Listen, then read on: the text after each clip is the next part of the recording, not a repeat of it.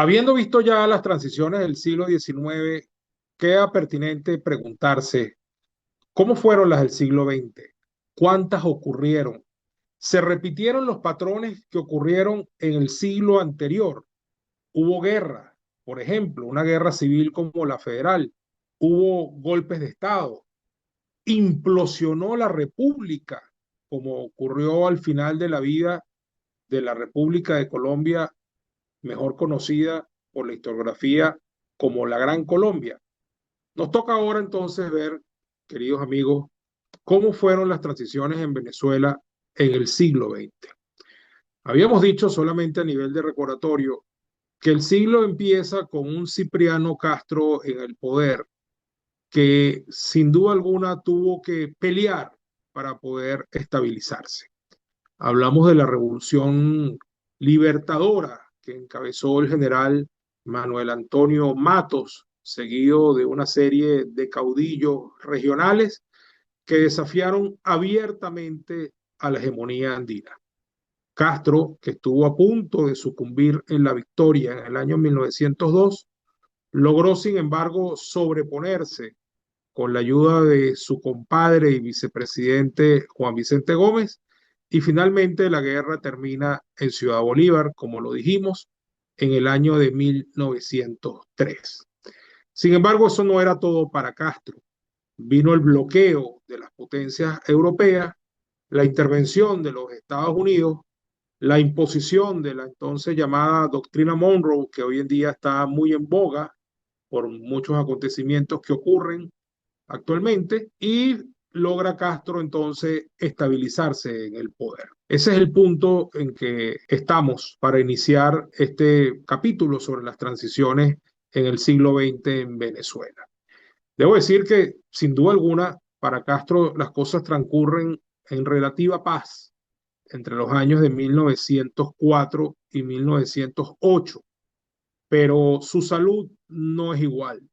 Castro viene confrontando serios problemas a lo largo de esos años. Incluso se le intenta operar aquí en Venezuela, pero no hay éxito. Y finalmente Castro termina tomando la decisión de irse al exterior para tratarse y eventualmente intentar una nueva cirugía. Sin embargo, ya todo se estaba fraguando para dar un cambio histórico. Hizo entonces vicepresidente, compadre, amigo, financista de la vieja revolución liberal restauradora de 1899, que trajo a los andinos a caballo desde Cúcuta hasta Caracas. Juan Vicente Gómez ha tramado un plan con apoyo de los Estados Unidos para traicionar a Castro, y apenas se ha despachado Castro en un barco rumbo al exterior, se le manda el mensaje de que no vuelva más nunca porque aquí no va a poder entrar. Y así empieza pues un nuevo periodo dentro del esquema de la hegemonía andina, que en realidad como esquema es uno solo, que va desde 1899 hasta 1945, como veremos a lo largo de esta primera parte del siglo XX. Este periodo está marcado por la presencia omnímoda, todopoderosa de Juan Vicente Gómez. Es un periodo en el cual Venezuela va a alcanzar algunos éxitos importantes en materia de organización estatal y de comienzo incipiente de una industria poderosa que va a transformar a Venezuela, al mismo tiempo que va a experimentar una de las más férreas dictaduras, tiranías que ha experimentado a lo largo de su historia.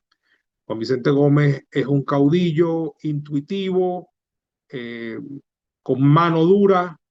Sin embargo es un hombre consciente de sus limitaciones, se hace rodear por buena parte de la intelectualidad de la época, del llamado positivismo, del pensamiento positivista, hace pasar por la presidencia de la República, conservando él siempre el mando del ejército, a brillantes intelectuales como José Gil Fortul, como Juan Bautista Pérez, como Victorino Márquez Bustillo, y él siempre en Maracay controlando el ejército y luego también creando lo que va a ser su verdadera arma para mantenerse indefinidamente en el poder. Una fuerza armada profesional que incluye además un componente que no había existido nunca en Venezuela, como es la Fuerza Aérea, que va a estrenarse en 1929 en el bombardeo a Cumaná tras el desembarco del Falque. Como decía, este es un periodo largo. Gómez va a morir en el poder en diciembre de 1935. En este periodo vamos a ver cómo se ordena la Hacienda Pública Nacional. El doctor Román Cárdenas va a tener un papel extraordinario en eso, junto con Gumersindo Torres. Vamos a ver el comienzo de la explotación industrial del petróleo en Venezuela. Ocurren los hechos del Sumaque y de los Barrosos. Se genera la primera ley de hidrocarburos. Se otorgan las concesiones más grandes que se hayan conocido hasta ese momento. Todo siempre con el concurso y la venia de las potencias occidentales europeas y los Estados Unidos. Entre las potencias occidentales europeas, fundamentalmente Inglaterra y Holanda, y también, por supuesto, como ya dije, el gobierno de los Estados Unidos y las empresas transnacionales petroleras norteamericanas, fundamentalmente la de Rockefeller, la Standard Oil. Eso es en cuanto a una parte del asunto. En cuanto a la otra parte del asunto, no hay disidencia posible en el gobierno de Gómez, no hay partidos políticos, no hay prensa libre, no hay debate crítico ni contraloría desde el Congreso de la República, simple y llanamente hay una sola voz y esa voz se obedece o se paga con cárcel, muerte o exilio. Esa es la realidad política de esa Venezuela. Las universidades se mantienen en una situación compleja, a veces cierran, a veces abren, a veces abre un año una, un año la otra. Hay muchos alzamientos. Gómez en principio dice que va a gobernar del año 9 al año 14, transforma la constitución, permanece en el poder, empieza a perder aliados como Román Delgado Chalbó, que justamente va a ir prisionero el año 14. En el año 18 hay otra revuelta de oficiales medios. El año 29 es el gran año de los alzamientos contra Gómez, el general Peñalosa, Emilio Arévalo Cedeño, Rafael Simón Urbina, la conspiración de González Gorrondona y un ciertos círculos aquí en Caracas y Miranda, y por supuesto los dos hechos más grandes de todos, la Gabaldonera en Guanare en 1929, la toma por parte del general Gabaldón de esa ciudad y la batalla que hay allí donde se derrota al jefe de las fuerzas gomecista, el general Baldó, y bueno, el Falque, que es la más conocida y trascendente de todas, un desembarco en Cumaná que termina lamentablemente fracasando y donde mueren tanto Delgado Chalbó como el general Emilio Fernández, quien defendía la ciudad en nombre de las tropas gubernamentales de Gómez. Lo cierto entonces es que nos aproximamos al año 31, vuelve a haber alzamientos, Gómez vuelve a someter a sus enemigos y la verdad es que Gómez va a morir en su cama tranquilamente después de haber apaciguado todos estos movimientos militares, algunos con carácter de montoneras, otros un poco más organizados, y haber enfrentado también un tipo de alzamiento que era desconocido para él y para muchos en Venezuela. Tal vez habían tenido un cierto antecedente en la época de Guzmán o el final del guzmancismo, cuando los estudiantes se lanzaron a la calle y derribaron estatuas de Guzmán en Caracas, pero no tuvo la dimensión que tuvo la protesta del año de 1928, cuando un grupo de jóvenes de la Universidad Central de Venezuela, encabezados por Guillermo Prince Lara, Pío Tamayo, Jovito Villalba y Rómulo Betancourt, desafían abiertamente al régimen de una manera más lírica y poética que política, pero protesta y crítica al fin y al cabo, y bueno, van a parar a la cárcel y se genera una conmoción en la ciudad en apoyo a los estudiantes que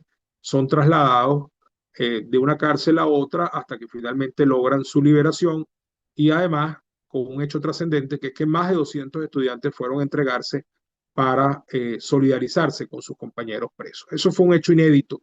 Luego vino la toma del cuartel San Carlos en abril del año 28, terminan expulsados o presos casi todos estos jóvenes, y bueno, eso formará parte de un capítulo que en ese momento no tuvo el impacto que podría haber tenido, pero que va a terminar constituyéndose en el semillero de un liderazgo cuyos resultados vamos a ver más adelante cuando veamos justamente la transición, que es la materia que nos ocupa. Muere Gómez en su cama en diciembre de 1935 y ahí viene una pugna por el poder. Podríamos decir, en función de del tema grueso que estamos desarrollando aquí, que con la muerte de Gómez comienza la transición. Y eso no sería en ningún caso un error. Es una forma de ver el proceso. Y efectivamente yo pienso que ahí hay un punto de quiebre que da inicio a ese proceso del que estamos hablando, que sea transición o pretransición, es un proceso de cambios. ¿Ok?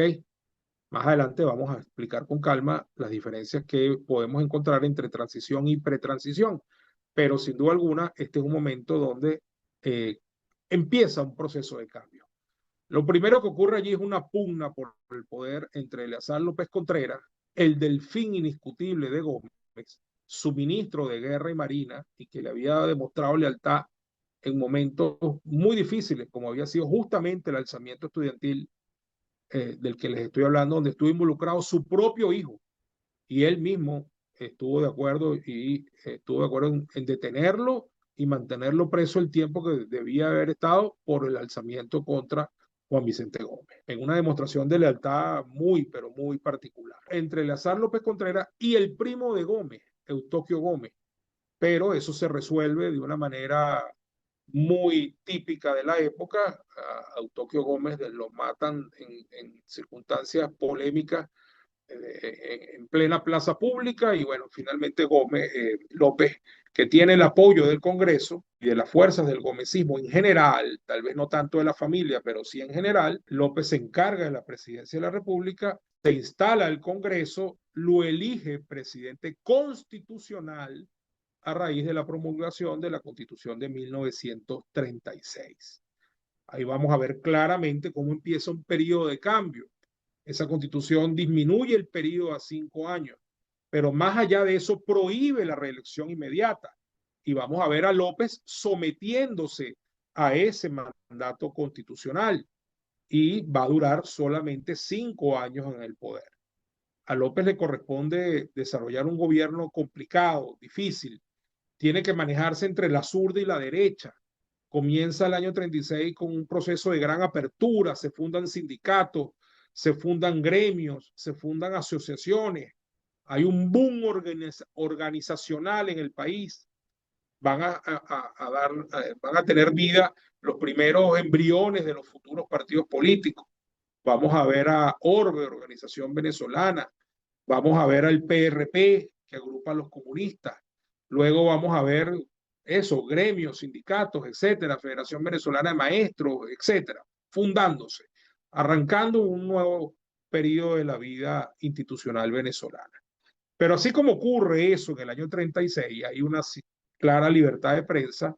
Bueno, el año termina con una huelga estudiantil, una huelga petrolera, perdón, seguido de una protesta estudiantil en febrero del año 37, que rápidamente colma la paciencia de López, quien va a no solamente acabar con la huelga, por un lado, sino también a ordenar la detención de 47 dirigentes políticos en marzo de 1937, entre ellos los viejos dirigentes estudiantiles del año 28, empezando por Jovito Villalba y Rómulo Betancourt, que nuevamente vuelven a figurar en esta ocasión.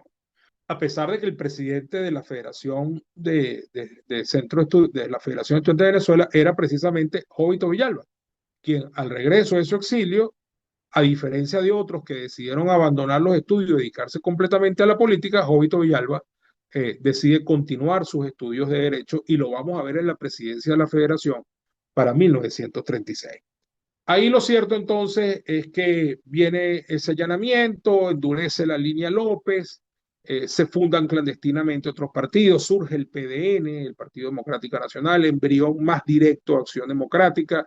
Sin embargo, ese PDN también se va a dividir.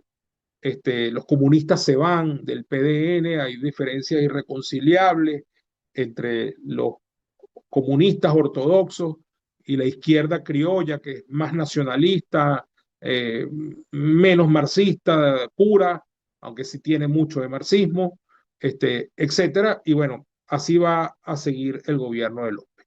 En el año 41 vienen las elecciones para un nuevo presidente de la República, el Congreso lo va a elegir.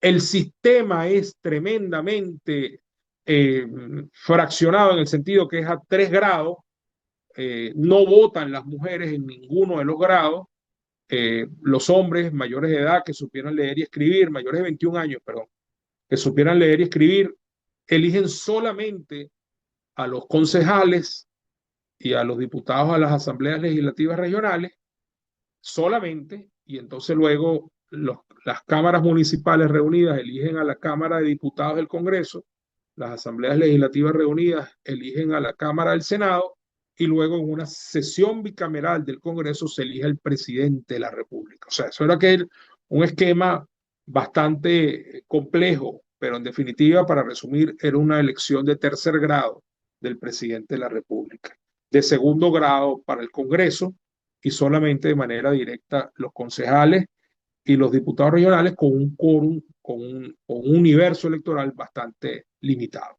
Se elige a Medina. Medina es un presidente que también viene de ser el ministro de Guerra y Marina de su antecesor, que también es tachirense, hilo conductor desde Castro hasta Medina, ¿verdad? Que también es tachirense, que es militar.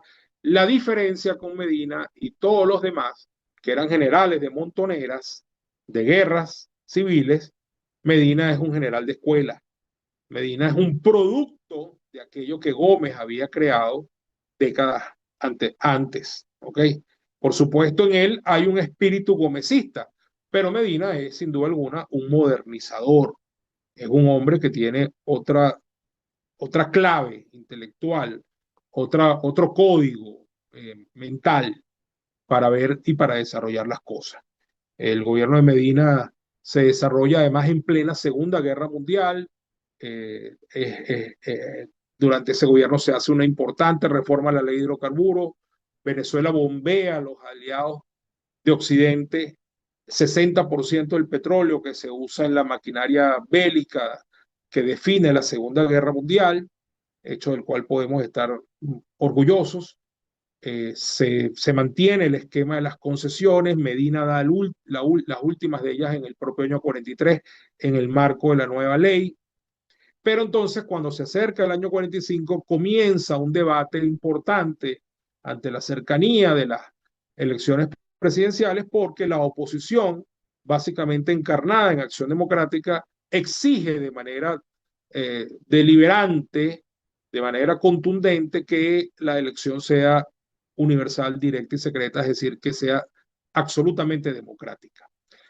Frente a eso, Medina no cede, pero al escoger como sucesor al doctor Diógenes Escalante, que era un civil, que lo que había sido a lo largo de las últimas décadas es cónsul y embajador, era un hombre con una mentalidad totalmente distinta, que ha visto mundo, que ha vivido mucho tiempo en los Estados Unidos, que tiene otra concepción de las cosas.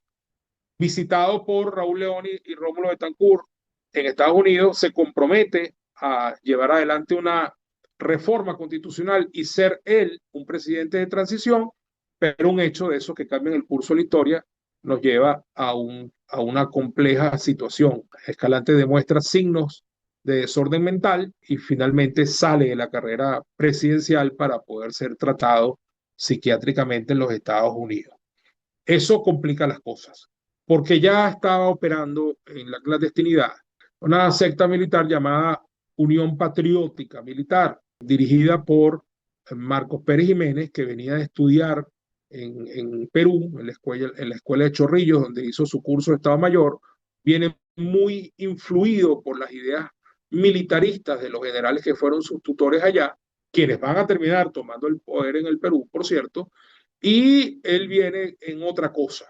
En general, los unía a la oficialidad media la crítica hacia Medina de que Medina mantenía activos en el ejército, a pesar de ser él un militar de escuela, mantenía activos en el ejército con capacidad de mando y de disposición a los generales de Gómez, porque como decía antes, es que Medina era un comecista de corazón, era producto de aquel sistema. En la oficialidad media, que no había tenido nada que ver con esos generales, ni habían echado plomo en la revolución restauradora del año 99, ni habían ayudado a aplacar a las revoluciones del año 18, ni del 29, ni del 31, nada de eso. Eran jóvenes que se habían formado en la academia, y que para ese punto, pues simplemente tenían otra visión de las cosas. Y llamaban a estos generales los generales Chopo de Piedra. Y entonces ellos ya estaban conspirando para tumbar a Medina.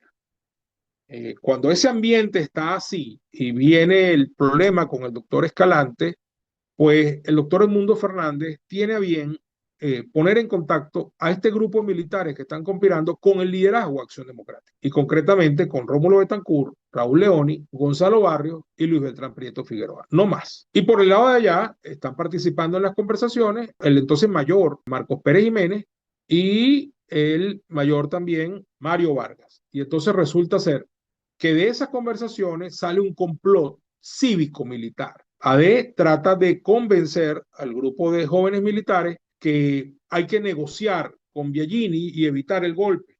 A ver si Biagini se puede comprometer a lo mismo que se comprometió Escalante. Biagini es el ministro de Medina que es designado por este para suceder a Diógenes en la candidatura, a Diógenes Escalante.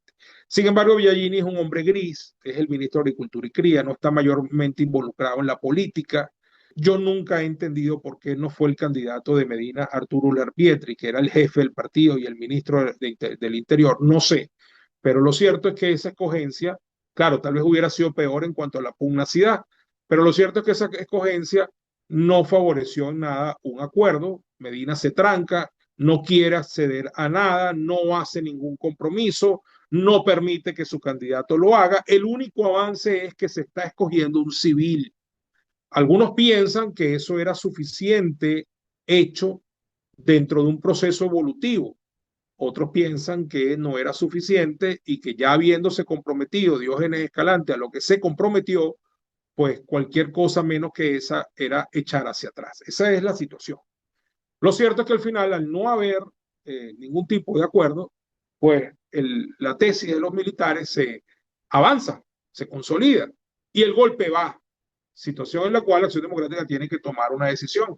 O participa en el golpe y le trata de dar una desembocadura democrática, o no participa del golpe y todo va a quedar en manos de los militares. Siendo esto así, el liderazgo de Acción Democrática decide participar. Obviamente el golpe como tal lo dan los militares, encabezado por Marcos Pérez Jiménez, pero AD se hace corresponsable de lo que va a pasar de ahí en adelante y apoya políticamente el golpe.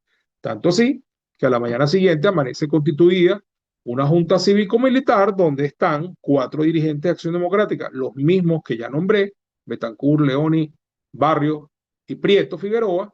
Por el lado de los militares están precisamente Mario Vargas y Carlos Delgado Chalbó. Pérez Jiménez no forma parte de la Junta porque estaba detenido en ese momento. De hecho, su detención es la que precipita el golpe para el 18 de octubre y va a ser después. Finalmente está el doctor Edmundo Fernández, que ha sido la bisagra entre ambos grupos, ha sido la bisagra entre los grupos políticos civiles y el grupo militar. Esa junta y ese golpe es claramente el corolario de un proceso. Con él termina el ciclo de la hegemonía andina, que es lo que venimos explicando desde el programa anterior. Quiero decirle antes de continuar que por supuesto están todos invitados a suscribirse al canal aquí en este botoncito que está aquí. También los invitamos a dejar su comentario si les gusta lo que están viendo o cualquier inquietud que tengan, así como darnos un like con la manito, ¿verdad? Si les gusta lo que están viendo. Y también, bueno, hay otras modalidades de apoyarnos, más allá de darnos un like, más allá de dejarnos un comentario, como lo es el Super Gracias y también hacerse miembro del canal a través de la invitación a un café. ¿Por qué? Bueno, porque es básicamente como si nos estuviesen invitando a un café, pero nos ayudan a hacer posible este contenido y a mantener esta iniciativa en el tiempo. Quiero decirles entonces que con el golpe del 18 de octubre de 1945, retomando lo que estábamos diciendo, se consuma entonces el fin de un ciclo histórico claramente definido como lo es la hegemonía andina. Y de hecho, como ciclo, es el más largo de los que hemos tenido desde la creación de la República tras el proceso de la independencia, incluso durante el proceso de la independencia, y la actualidad. Ese es el ciclo más largo. Duró 46 años ininterrumpidos. Por supuesto, hubo problemas. De hecho, hubo una suerte de golpe, porque lo que le dio Gómez a Castro fue un golpe, pero todo se mantuvo entre ellos, por lo cual el hilo conductor de lo que era la hegemonía andina no se rompió. Se rompe es con el golpe de Estado del 18 de octubre de 1945. Entonces, fíjense qué interesante todo este asunto. En el siglo anterior, el siglo XIX, vimos la implosión de la Gran Colombia, luego vimos la Guerra Federal, seguida después de la Revolución de Guzmán en el 70, como fin del ciclo y inicio de otro, lo que son las transiciones. Después vimos al final del siglo XIX un fraude electoral junto con una revolución como los componentes que le dan forma al fin de un ciclo y al inicio de otro. Aquí arranca el ciclo en 1899, termina en 1945 y el punto de quiebre del ciclo es un golpe de Estado. Ya con la muerte de Gómez había allí un cambio de circunstancias que introdujeron cambios políticos claros. Los gobiernos de López y Medina, si bien son de índole gomecista, no son exactamente Gómez, ¿ok? Aunque son de índole gomecista.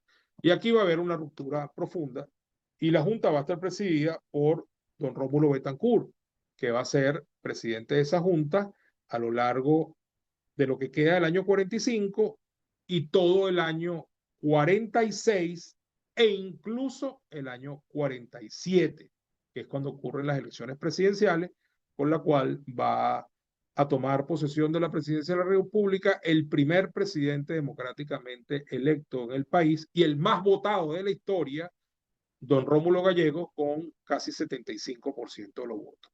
Para que se entienda, yo sé que esto es un hecho polémico sobre el 18 de octubre del año 45 y posiciones muy militantes.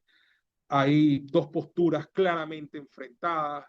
La tesis evolucionista que dice que Acción Democrática se precipitó y se equivocó y que el error de Acción Democrática se pagó muy caro, por lo que les voy a narrar a continuación.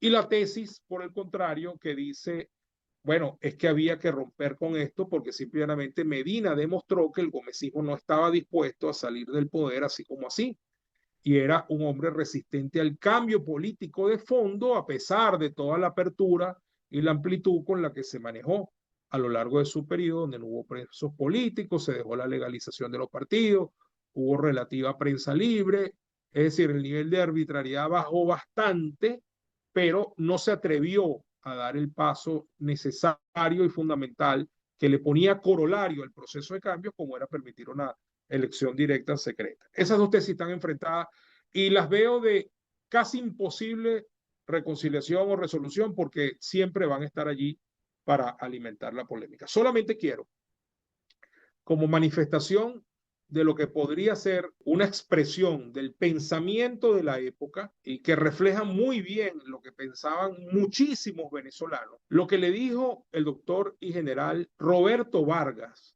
a Rómulo Betancourt en pleno ejercicio de la presidencia de la Junta Revolucionaria de Gobierno en un encuentro que tuvieron en el estado Guárico en el marco de una gira que hacía Rómulo Betancourt como presidente de la Junta. Se conocen, se estrechan las manos, Betancourt mucho más joven que él le dice, doctor Vargas, siempre lo admiré, usted fue de los que supo arriesgarlo todo por la lucha por la libertad. El doctor Vargas se había hecho general en las guerras intestinas y guerrilleras contra Gómez. Al oír esto, el doctor Vargas le dice, no, presidente Betancourt, soy yo quien lo felicita a usted. Escuchen bien.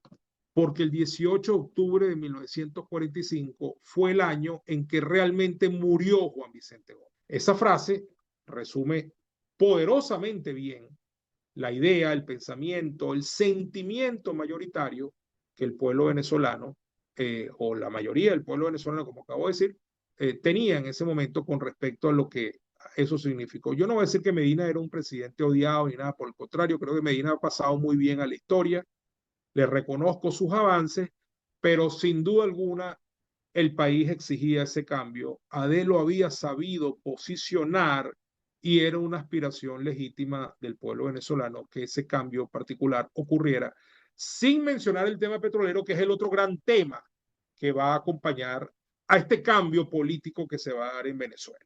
Se instala la Junta, aquí vemos cómo la transición se dio a través de un golpe, terminó con un periodo anterior abruptamente, viene un aire renovador, la Junta está dominada por los civiles, inmediatamente se empiezan a hacer cambios políticos muy importantes, básicamente y sobre todo en el mundo político electoral, se sanciona un estatuto, ese estatuto consagra el derecho a voto de todos los venezolanos sin distingo de sexo, mayores de edad, supieran leer, escribir o no.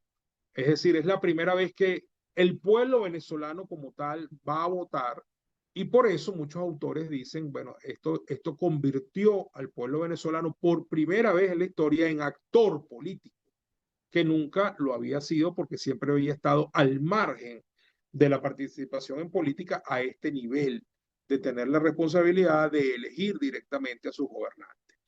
Pero eso no quedó allí, AD fue más allá e introdujo cambios profundos en la educación venezolana, quitándole a la iglesia el monopolio que tenía de la conducción de la educación privada del país. También introdujo cambios importantes en materia agraria. Y el otro gran cambio vital que Acción Democrática hace son dos medidas. Una durante Rómulo Betancourt, la otra durante Gallego, que son básicamente la política del 50-50, mitad de la ganancia compartida con las grandes transnacionales del petróleo, salirse del esquema donde al Estado le quedaba una mínima parte, y la otra política grande importante es la de las no más concesiones. En eso tenían una seria diferencia con el gobierno de Medina y logran implementar estas políticas. Dicho esto, que todo suena positivo, hay que decir también lo otro, hay que decirlo, así como se dijo lo que se dijo de Gómez. El gobierno de Acción Democrática fue tremendamente sectario y la raíz profunda que Acción Democrática tenía en sus orígenes marxistas también se hizo presente en muchas políticas que Acción Democrática desde el gobierno llevó a cabo. A veces se declaraba a sí mismo, y está en sus documentos, se declaraba a sí mismo revolucionario, antiimperialista, nacionalista, etcétera, que si bien no llegan al punto, por ejemplo, de decir que abolía la propiedad privada, nunca dijeron eso, se habían alejado de eso, y eran tremendamente nacionalistas, no le hacían caso a doctrinas ni órdenes venidas del exterior de ningún tipo. También es cierto que eso le daba una connotación de izquierda importante.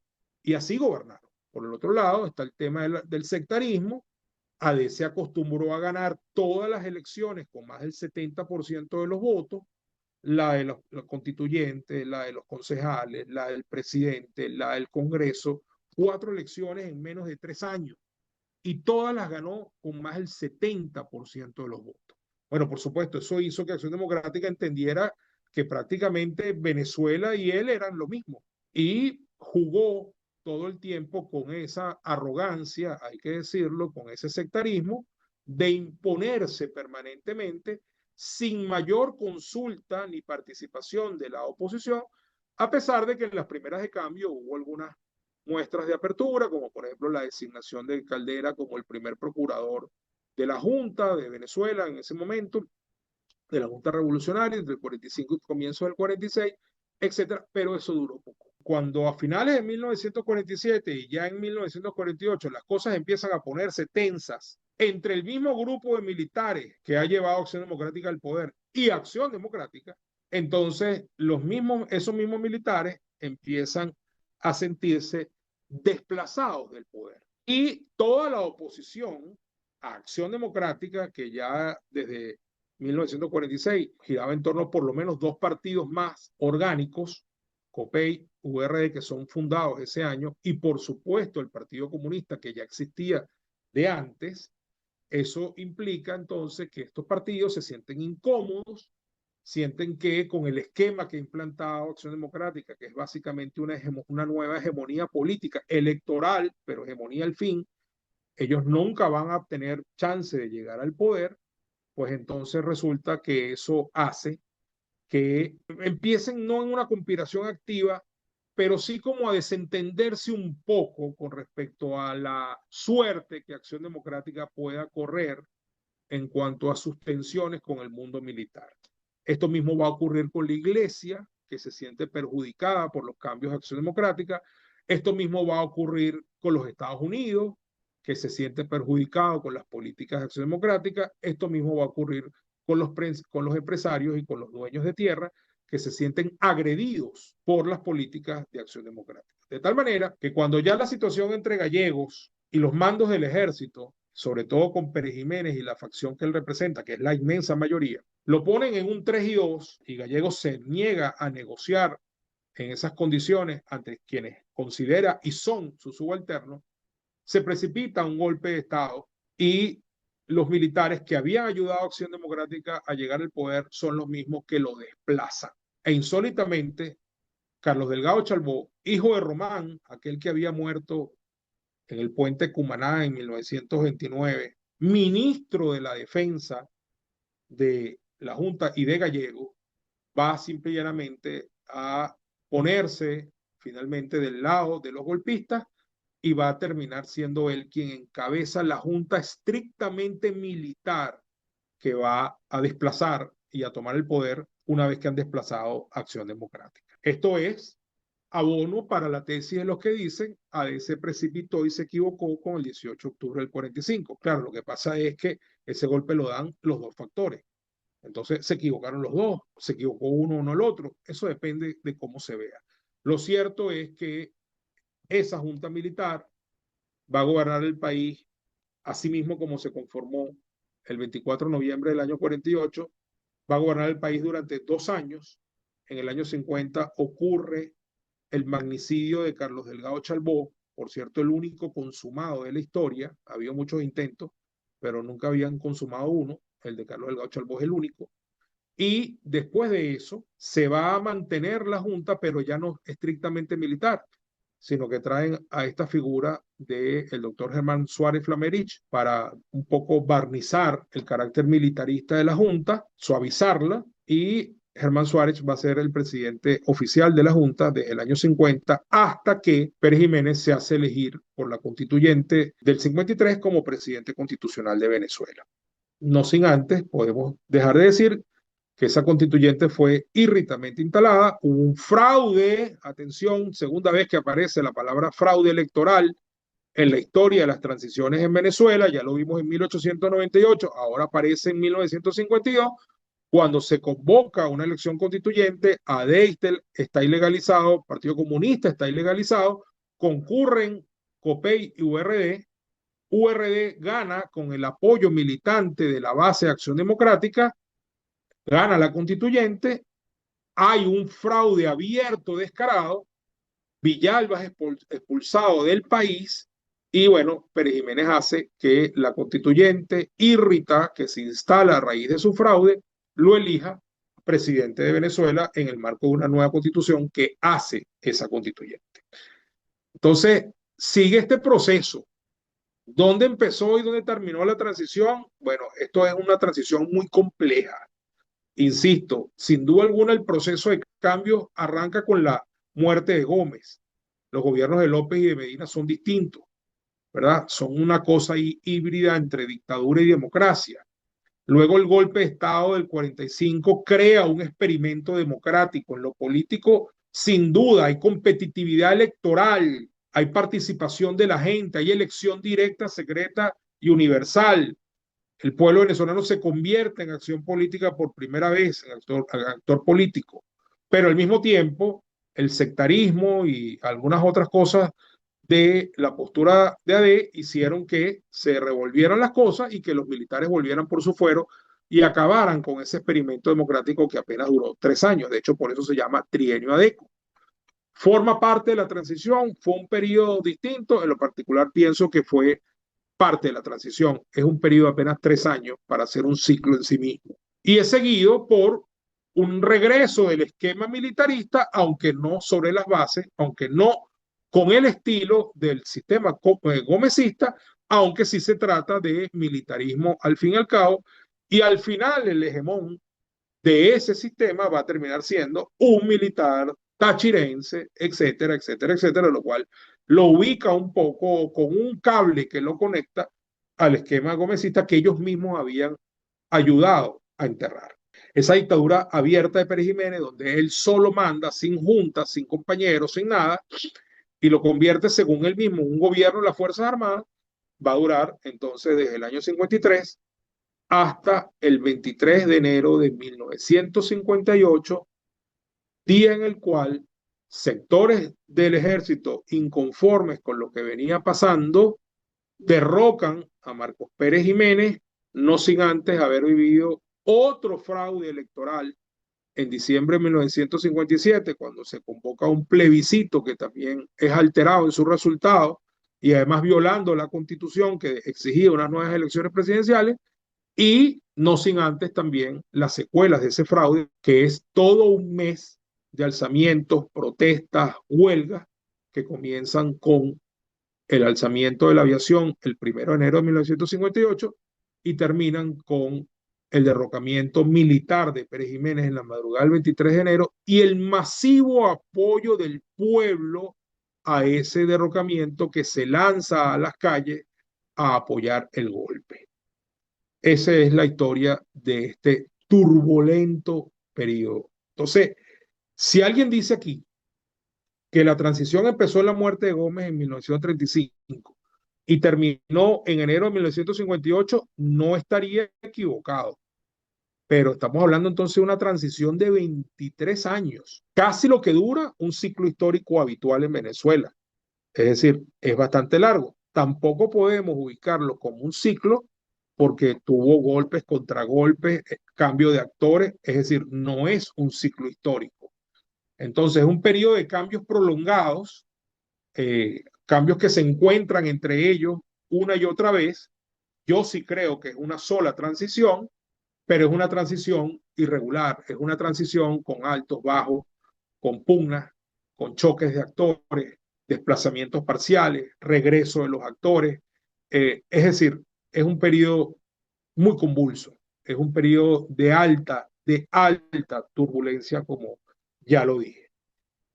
Algunos otros podrían decir, no, la transición no empezó en el 35, la transición realmente empieza el 45 con el fin del ciclo de los andinos en el poder, de la hegemonía andina. También es una visión correcta de ver las cosas, porque ahí es donde muere realmente el ciclo anterior. Sin embargo, habían empezado los cambios 10 años antes. Si lo ubicas en el 45, entonces ya no es de 23 años, es una transición de 13 años.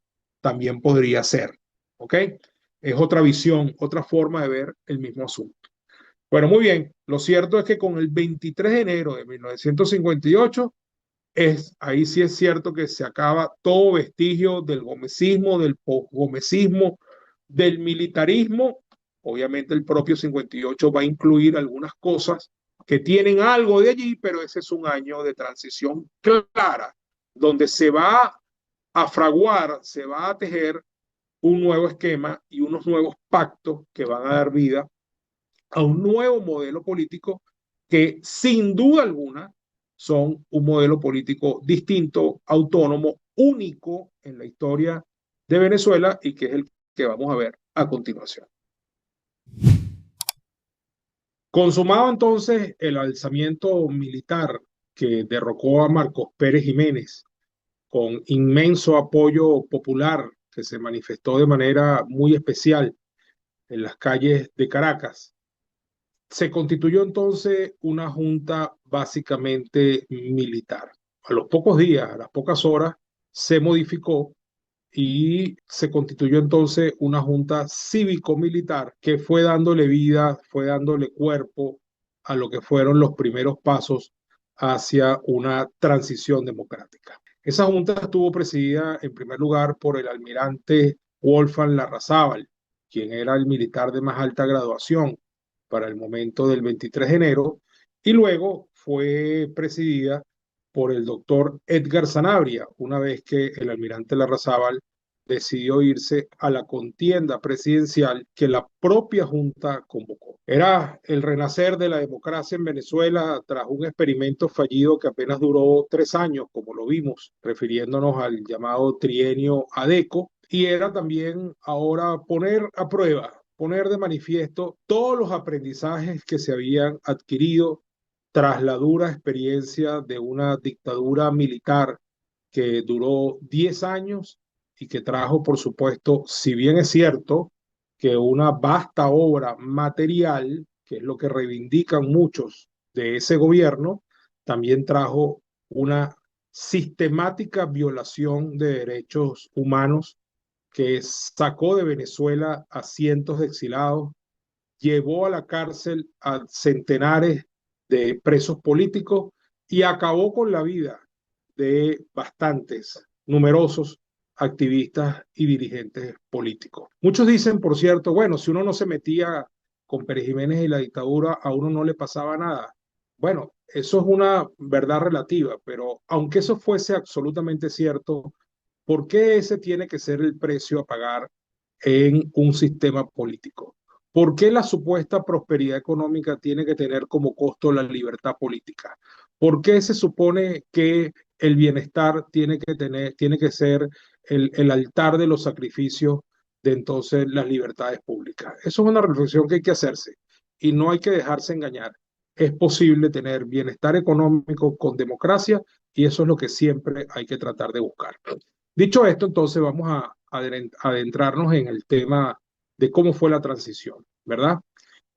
Ocurre el 23 de enero, eso sí le pone fin a la dictadura, sin embargo, por supuesto, siempre el militarismo va a dejar sus reminiscencias, siempre va a haber gente tratando de eh, eh, retomar lo anterior, los desplazados del poder, los que han perdido los privilegios, los que no se acostumbran a que Venezuela pueda ser gobernada por civiles, los que no creen en la democracia, todo eso se va a empezar a poner en manifiesto también en ese año.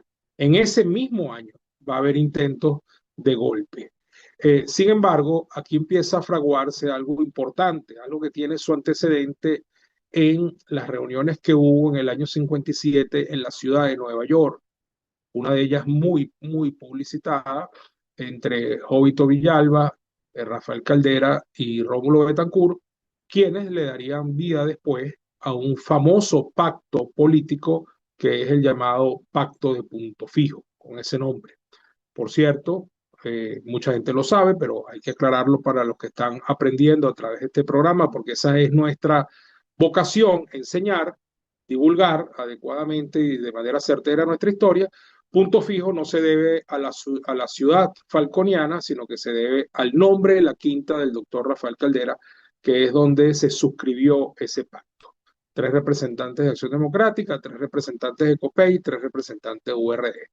Aquí hay que destacar en esta experiencia de transición del 58 la enorme madurez y calibre político de la dirigencia de la época. Se intentó llegar a un acuerdo por diversas vías. Se habló de una junta, por cierto, hoy que está sonando tanto, hoy en día, la misma opción. Se habló de una junta conformada por 5 personas.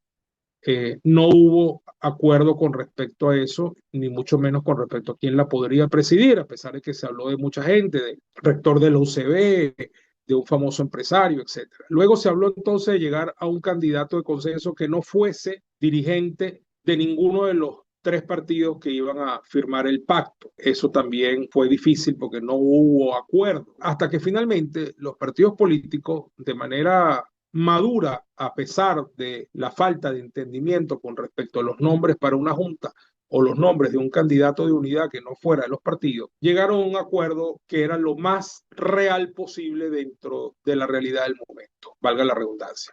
¿Cuál era ese acuerdo? El acuerdo era competir, ya que no había posibilidad de consenso alguno respecto a otra fórmula, pero hacer un pacto para garantizar la gobernabilidad que se iba a poner a prueba en los próximos periodos constitucionales y muy particularmente el primero de ellos. Es así como surge el pacto de punto fijo, el luego satanizado pacto de punto fijo, que incluso termina dándole nombre a todo un periodo de 40 años, a pesar de que él fue concebido solamente como un pacto de gobernabilidad para el primer periodo de la democracia, es decir, para el periodo que fue del año 59 al año 64.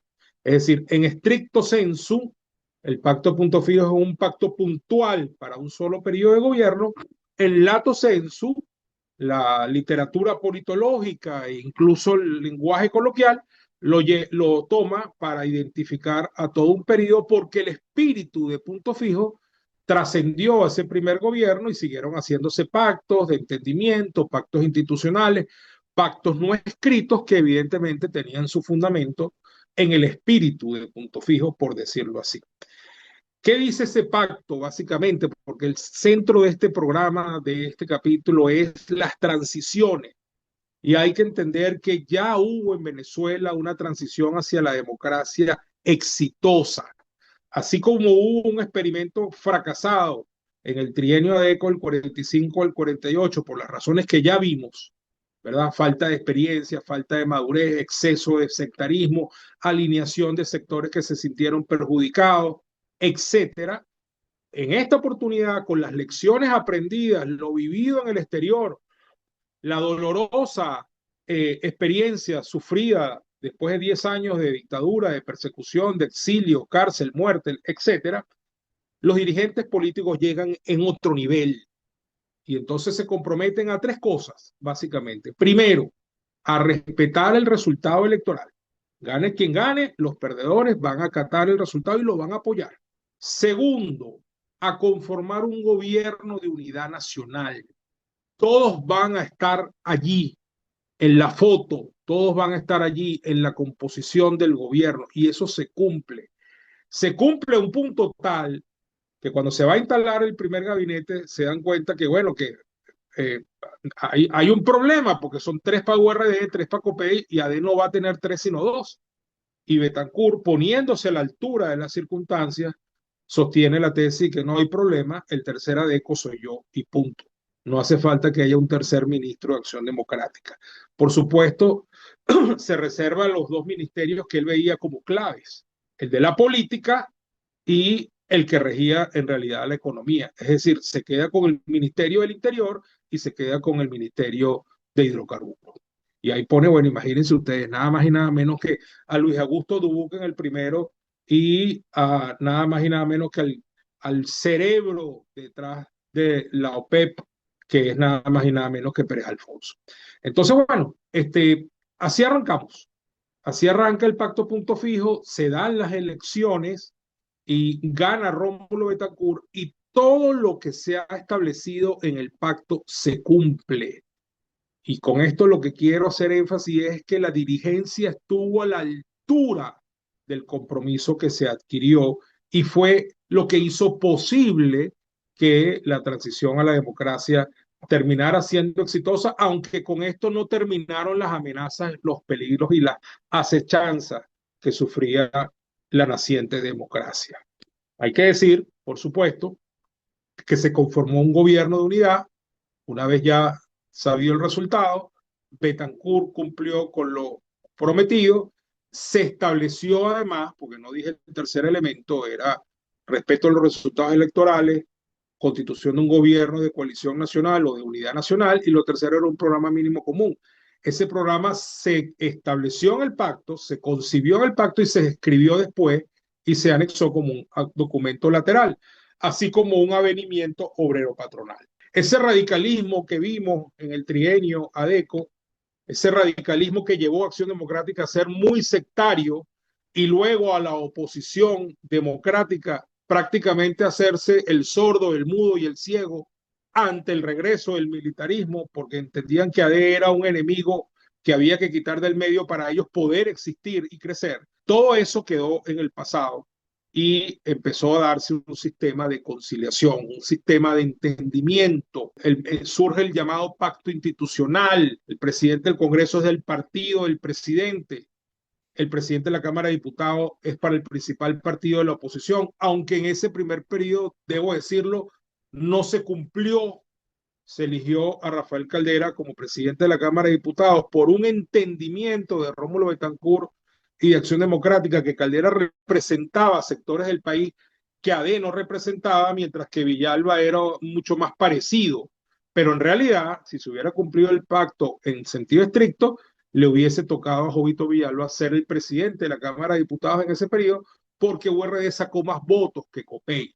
O sea, es decir, en el papel, URD era en realidad el principal partido de oposición.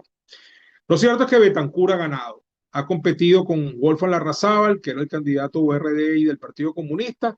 Ha competido con Rafael Caldera, que nuevamente es candidato por COPEI. Y finalmente gana Betancur bien, con casi 50% de los votos, y va a gobernar a Venezuela en un periodo tremendamente difícil, acechado permanentemente, por un lado, por la extrema derecha militarista que quiere volver al poder, que no acepta que ha sido desplazada del poder y que además ha sido desplazada por los votos de los venezolanos, y por otro lado, la extrema izquierda que, alentada por la Revolución Cubana a partir de los años 60, 61 y 62, toma las armas y decide hacer una guerra de guerrillas con el fin de derrocar al gobierno democráticamente electo y copiar el modelo castrocomunista en Venezuela. Betancourt va a gobernar de una manera que exigen las circunstancias. Es un demócrata carta cabal, va a entregar el gobierno en el periodo determinado, pero también le toca enfrentar una guerrilla armada sumamente violenta y peligrosa que no hay otra forma de derrotar que no sea militarmente, para entonces darle lugar a la derrota política. Y de hecho podemos decir que cuando ya termina el gobierno de Leoni, esa es la realidad.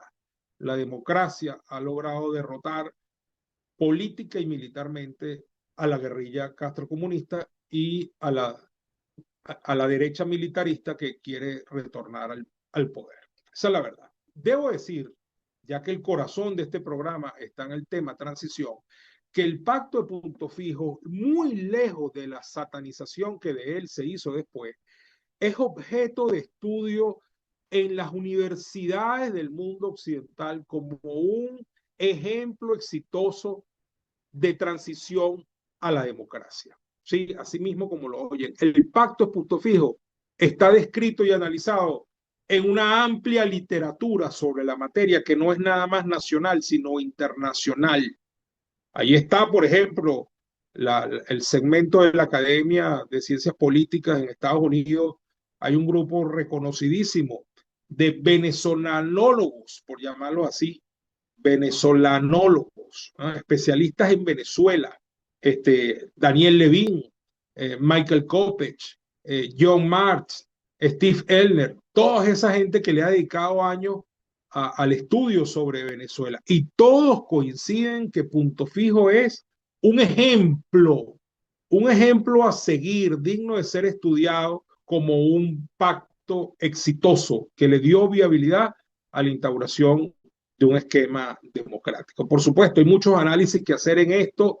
¿Hubiese sido posible el éxito de Punto Fijo sin la renta petrolera? Bueno, eso es una excelente pregunta que vale la pena estudiar, muchos lo han hecho, pero no deja de destacarse lo importante del pacto, el nivel que tuvo la dirigencia política y lo trascendente del contenido, el significado y el alcance del mismo.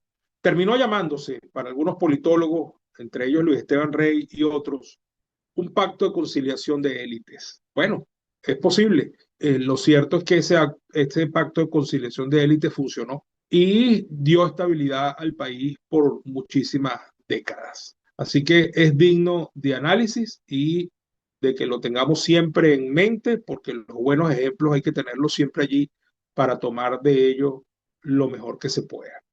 Lo cierto entonces es que se instaura un nuevo ciclo. Aquí estamos llegando al quinto ciclo, el de la Gran Colombia, el de los héroes sobrevivientes de la Guerra de la Independencia, el del liberalismo amarillo, el de la hegemonía andina, y ahora entramos ya de lleno en el periodo de la democracia civilista, representativa, de gobiernos alternativos. Y esto es clave porque este periodo se va a extender hasta 1998 y es el único periodo de la historia republicana de Venezuela, el único en el cual vamos a ver un sistema que funciona sobre la base de partidos, son los partidos los ductores de la actividad política del país, sin menoscabo de que exista en paralelo una fuerte sociedad civil, pero lo cierto es que son los partidos los ductores del sistema político, de la actividad política, pero lo más importante es las características que dije que sostenían al sistema, que lo identifican, que lo caracterizan. Es un gobierno, es un sistema de gobiernos democráticamente electos. Es la gente quien decide quién gobierna y quién sale.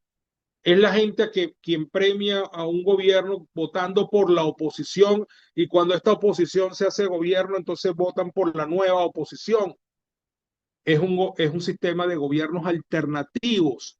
Se convierte en parte natural de la escena de Venezuela por primera vez que un presidente democráticamente electo le pone la banda a un presidente democráticamente electo, como ocurrió por primera vez en la historia entre Betancur y Leoni, pero además un presidente democráticamente electo le pone la banda al jefe de la oposición, como ocurrió por primera vez entre Leoni y Caldera en 1968-69. Y eso va a convertirse en algo normal. Lo hace entonces Caldera con Carlos Andrés Pérez, lo hace Carlos Andrés Pérez con Luis Herrera, lo hace Luis Herrera con Jaime Lucinchi. Ahí se rompe el péndulo y Lucinchi se la vuelve a poner a Carlos Andrés Pérez, pero a Ramón J. Velázquez, que le toca completar el periodo de Carlos Andrés Pérez, le toca otra vez ponerse la Caldera, que es sí claramente un hombre que se ha convertido no solamente en alternativa desde la oposición, sino que es claramente casi que un candidato antisistema. Entonces, a pesar de ser un padre conspicuo de la democracia venezolana, porque evidentemente el doctor Caldera jugó un gran rol en la estabilización de la democracia en Venezuela en esa primera década, independientemente del juicio que tengamos sobre su posterior actuación en años más recientes. Eso es harina de otro costal. Lo que les quiero decir, entonces, es que estamos en un punto en el cual el sistema se está estabilizando, la democracia empieza a consolidarse, se convierte en algo normal, los gobiernos civiles democráticamente electos que se alternan en el gobierno, los diversos partidos, que además tienen como modelo una democracia representativa. Bueno, yo observo que están interesados en lo que estamos hablando y bueno, eso me complace mucho. Estamos aquí para justamente ayudar a divulgar la historia. Les recuerdo que pueden suscribirse a través de este botoncito que está aquí. Pueden también darnos un like con la manito si les gusta lo que están viendo. Pueden también hacer sus comentarios, dejarlos en la sección correspondiente. Y bueno, quienes quieran hacerse miembros tienen esa opción de invitarnos a un café y también apoyarnos a través del Supergracia. Muchas gracias por su interés y por seguirnos en este canal y complacidos con los que quieran ayudarnos a mantener esto activo y constante. Entonces, dicho esto, obviamente el sistema tiene también sus debilidades. El sistema empieza a madurar, la democracia se ha consolidado, sin embargo, pareciera que la agenda programática de los partidos que se han ido concentrando en el centro, han dejado los radicalismos de izquierda y derecha y lo que se hace fuerte es el centro reformismo, pareciera que los partidos se les agotó la agenda programática con la nacionalización del hierro y el petróleo. Y ese mismo hecho que pareciera marcar el fin del programa de la Venezuela que se soñó y con lo cual se comprometieron los partidos después de Punto Fijo, porque no hubo grandes propuestas nuevas en materia de políticas públicas después de allí, también marca un problema con respecto al manejo de la renta petrolera, el inmenso caudal de recursos que entraron en Venezuela y empiezan a desatarse algunos males económicos justamente a partir de la nacionalización, cuya verdadera naturaleza podemos discutir en otro programa, pero me hago eco del debate que hay, del cual además formamos parte, si eso fue una verdadera nacionalización o si fue más bien una estatización y los efectos que esa estatización trajo a la economía venezolana. Harina de otro costal, pero lo dejo allí planteado. Lo hemos conversado en otros programas con invitados como Antonio Paiva, como Rafael Arraiz Luca, como José Toro Hardy. Ahí lo dejo para que ustedes puedan más o menos chequear lo que hemos estado diciendo sobre eso. Muy bien, el tema es aquí que la democracia empieza a dar algunos signos de desgaste. El sistema empieza a demostrar que hay cosas que no funcionan del todo bien y que deben ser revisadas. Y yo voy a ir diciendo hechos que marcan como una campanada, que incluso a veces es de alerta y a veces ya no es de alerta, sino que es de emergencia, de una emergencia real que está desarrollándose. Esa estabilidad económica, esa prosperidad que llegamos a tener, que llegó a su clímax precisamente en el primer gobierno de Carlos Andrés Pérez y que hizo que algunos hablaran de la Venezuela Saudita. Eso tenía un mar de fondo y generó ciertos problemas y digamos que el hecho que marca como que el fin de esa estabilidad y esa bonanza y ese sueño en el que vivía Venezuela para ese momento, lo marca un hecho importante que es el 18 de febrero de 1983, que es el momento en que ya las autoridades monetarias del país deciden que hay que devaluar al bolívar frente al dólar y dejamos de tener aquella cosa envidiable que tenía Venezuela, que era una moneda estable durante más de 50 años y hubo que devaluar al bolívar frente al dólar aquel día conocido como el Viernes Negro. No es que se cayó la república ni se acabó la economía, pero sin duda alguna fue un golpe a lo que estábamos acostumbrados y fue el fin de aquella estabilidad cambiaria que había acompañado a Venezuela, insisto, durante más de 50 años, porque Venezuela tuvo una economía envidiable durante 50 años de la década de los 20 a los 70. Moneda fuerte, como acabo de decir, inflación de un dígito, crecimiento económico sostenido, es decir, una vitrina de exhibición de éxito y prosperidad. Muy bien, esa es la primera campanada. La segunda campanada, sin duda, esta es en el año 83, la segunda campanada en esa misma década, a finales de esa década, es la ruptura de la paz social, los pactos político-institucionales, esa conciliación de élites de la que habla Juan Carlos Rey, por cierto, sistema populista de conciliación de élites, así es como la llama, no está de gratis la palabra allí.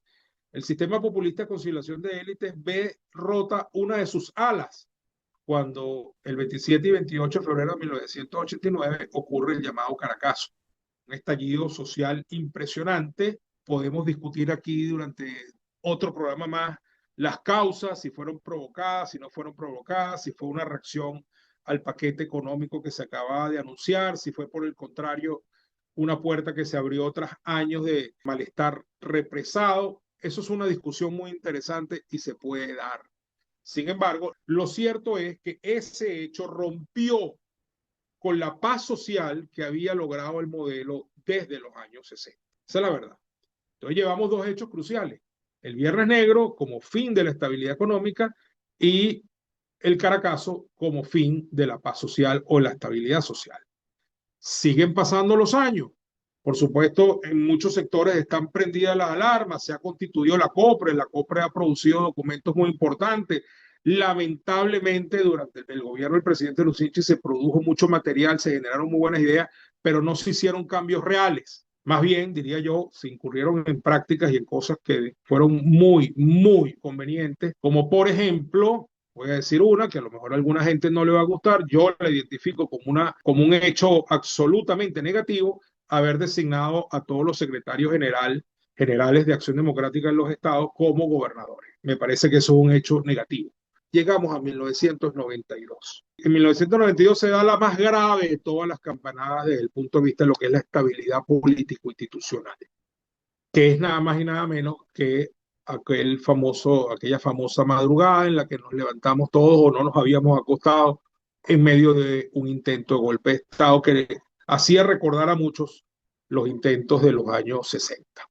Un grupo de tenientes coroneles, seguidos de un grupo de oficiales de menor rango y tropa, intentan derrocar al gobierno legítimamente constituido de Carlos Andrés Pérez. Eso va a tener además una réplica el 27 de noviembre de ese año, pero esta vez con la aviación involucrada.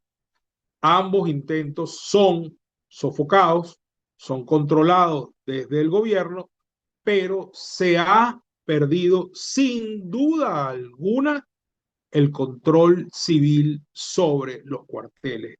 Y eso es claramente un hecho que marca el destino del esquema, del modelo democrático que veníamos viviendo y sosteniendo desde 1958. Porque a pesar de que los golpes fueron dominados, allí quedó una semilla que otros líderes tomaron para sí, cabalgaron sobre ella, le echaron agua, la germinaron, la hicieron crecer, cabalgaron sobre ella y definitivamente debilitaron al sistema. A un punto tal, y aquí voy con el cuarto elemento, llevamos el elemento económico, el elemento social, el elemento militar, y el cuarto elemento es el jurídico institucional. Sin duda alguna, en esa gesta de socavamiento de las bases, que se creyó que socavando a Carlos Andrés Pérez se resolvía un gran problema cuando en realidad se estaba generando uno mayor, porque socavar ese gobierno de la manera en que se hizo terminó siendo el socavamiento de las bases de la democracia. Y entonces, a través de una sentencia que fue claramente política, con muy poco de jurídico, se llevó al presidente Pérez a un antejuicio de mérito que terminó en una declaratoria con lugar, su separación del cargo y finalmente una separación, primero temporal, luego definitiva, y ese hecho se terminó convirtiendo en terreno fértil para que los enemigos de Pérez terminaran siendo también, algunos queriendo y otros sin querer, enemigos de la democracia y le abrieran las puertas de par en par a quien había intentado derrocar a Carlos Andrés Pérez en 1992. No voy a hacer mayor juicio sobre el segundo gobierno del presidente Caldera. Creo que muchos venezolanos lo tienen. Soy de los que pienso que evidentemente no era ni un clamor popular, ni era indispensable soltar a los golpistas. No había tal cosa.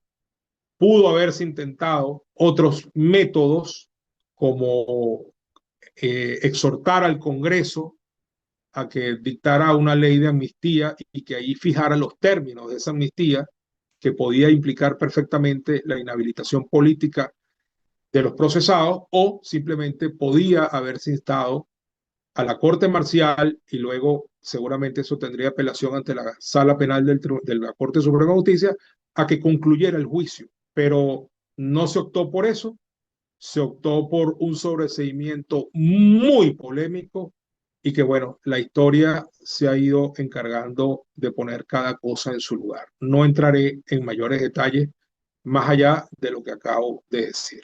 Lo cierto es que llegamos entonces al año de 1998. El doctor Caldera ha ganado las elecciones en el 93 sin ser candidato de COPEI, sino que ha generado un nuevo partido, Convergencia, ha ganado las elecciones, ha gobernado de la manera como gobernó, en una alianza cerrada con Acción Democrática y el MAS. Y bueno, finalmente en 1998, ya sobreseído, el candidato Hugo Chávez Frías viene a estar muy mal en las encuestas, no logra conectar masivamente con el pueblo venezolano, ha llamado a la abstención en el año 1995, finalmente decide participar en las elecciones, comienza a ganar terreno, practica un discurso absolutamente incendiario y vengativo, con eso conecta con una enorme frustración que él logra leer y descifrar, que yace en el corazón de los venezolanos, y finalmente en diciembre de 1998 gana las elecciones presidenciales de ese año y se convierte en el nuevo presidente de la República. Independientemente de las responsabilidades con respecto a su libertad que se puedan debatir. Lo cierto es que Chávez ganó esas elecciones y la democracia tuvo la nobleza, la altura, la grandeza de reconocer el triunfo de quien había atentado contra ella. ¿Eso es criticable? A mi manera de ver, no, porque eso es justamente el hecho de ser demócratas. Lo que vendrá después va a ser objeto de análisis del próximo capítulo, donde vamos a analizar justamente la transición que se inicia en el año 98, ya de manera abierta. A mi manera de ver, estos 4 elementos que les he dicho prepararon el camino para eso. El Viernes Negro de 1983, el Caracazo de 1989, el 4 de febrero del 92, el juicio contra Carlos Andrés Pérez en el año 93 y su salida del poder. Todo eso fue abonando el terreno para un cambio. El sistema estaba desgastado, los cambios eran urgentes, sin embargo se limitaron a nada hasta el 89, y luego, bueno, vino una reforma económica muy importante, pero que sin embargo fue objeto de una crítica demoledora y brutal, y finalmente sale Pérez del gobierno, que había también implementado una reforma política importante como era la elección de los gobernadores y alcaldes por primera vez en Venezuela, pero que tampoco fue bien recibida por muchos sectores, incluyendo sectores de su propio partido. Entonces, que jugó un rol importante en su defenestración, hay que decirlo. Entonces llegamos a 1998, gana Chávez, el que ha intentado derrocar a un gobierno democráticamente electo y ha atentado contra la democracia, pero la democracia lo reconoce como presidente electo y y toma posesión como presidente el 2 de febrero de 1999. ¿Con esto queda consumada la transición? No, pero ese es el momento que claramente marca el fin definitivo del modelo anterior, que a pesar de que Caldera no es exactamente un candidato ni un presidente del establishment que viene mandando desde el año 58, es un hombre del sistema, es un padre del sistema. Sin duda alguna en el 98, con Chávez, ya definitivamente queda enterrado todo el viejo elenco político que venía gobernando a Venezuela, y se instaura un nuevo modelo cuyas características, significado y alcance vamos a escudriñar y a desarrollar en el próximo capítulo. Vamos a ver cómo es esta transición del 98 en adelante, cómo se desarrolla el nuevo ciclo que llega hasta nuestros días y que aún no ha terminado. Y a eso nos referiremos entonces en nuestro próximo capítulo. Muchísimas gracias por estar allí. No olviden suscribirse al canal si aún no lo han hecho, darnos un like con la manito y apoyarnos, bien sea con el super gracias o invitándonos un café, así como dejar sus comentarios. Gracias. Hasta la próxima.